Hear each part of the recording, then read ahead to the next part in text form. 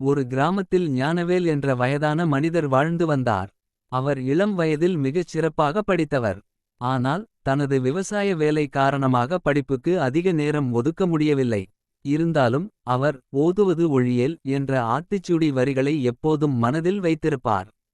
அவர் தினமும் இரவு வேலை முடிந்த பிறகு விளக்கொளியில் பழைய நூல்களையும் கிடைக்கும் புதிய புத்தகங்களையும் படிக்க தவறமாட்டார். கிராமத்தில் உள்ள இளைஞர்கள் அவரை பார்த்து சிரிப்பார்கள். தாத்தா, இந்த வயதில் எதற்கு படிக்கிறீர்கள்? நீங்கள் ஏற்கனவே நிறைய கற்றுக்கொண்டீர்கள் அல்லவா என்று கேட்பார்கள். ஞானவேல் சிரித்துக்கொண்டே, குழந்தைகளே, அறிவு என்பது ஒரு கடல். நாம் எவ்வளவுதான் நீந்தினாலும் அதன் ஆழத்தை முழுமையாக அடைய முடியாது. ஓதுவது ஒழியேல் என்றால் கடைசி மூச்சு வரை கற்க வேண்டும் என்பார். ஒரு முறை கிராமத்தில் ஒரு புதிய நோய் தொற்று பரவியது. கிராமத்து வைத்தியர்கள் எவ்வளவோ முயன்றும் நோயை குணப்படுத்த முடியவில்லை. பலரும் உயிர் இழந்தனர்.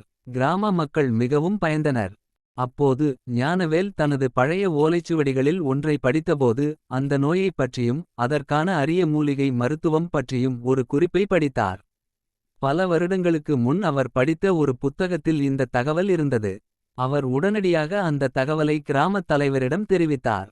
கிராமத் தலைவர் முதலில் தயங்கினாலும் வேறு வழி இல்லாமல் ஞானவேலின் அறிவுரையை பின்பற்றினார். அந்த மூலிகைகளை கொண்டு மருந்து தயாரிக்கப்பட்டு நோயாளிகளுக்கு கொடுக்கப்பட்டது. சில நாட்களிலேயே நோயாளிகள் குணமாகி கிராமத்தில் மீண்டும் இயல்பு நிலை திரும்பியது. கிராம மக்கள் ஞானவேலின் அறிவையும் அவரது தொடர்ச்சியான படிப்புக்கு கொடுத்த முக்கியத்துவத்தையும் கண்டு வியந்தனர். அவர்கள் அனைவரும் தங்கள் தவறுகளை உணர்ந்தனர். ஞானவேல் இந்த வயதிலும் தொடர்ச்சியாக படித்ததால்தான் கிராமத்தை காப்பாற்ற முடிந்தது என்பதை புரிந்துகொண்டனர். அந்த நாள் முதல் கிராம மக்கள் அனைவரும் ஓதுவது ஒழியேல் என்ற தத்துவத்தை பின்பற்றத் தொடங்கினர். அவர்கள் தங்கள் குழந்தைகளை தவறாமல் பள்ளிக்கு அனுப்பினர். பெரியவர்களும் மாலையில் கூடி பழைய நூல்களை படிக்கத் தொடங்கினர். ஞானவேலின் கதை கற்றலுக்கு வயது இல்லை என்பதையும் தொடர்ச்சியான அறிவு தேடலின் அவசியத்தையும் உணர்த்தும் ஒரு பாடமாக மாறியது.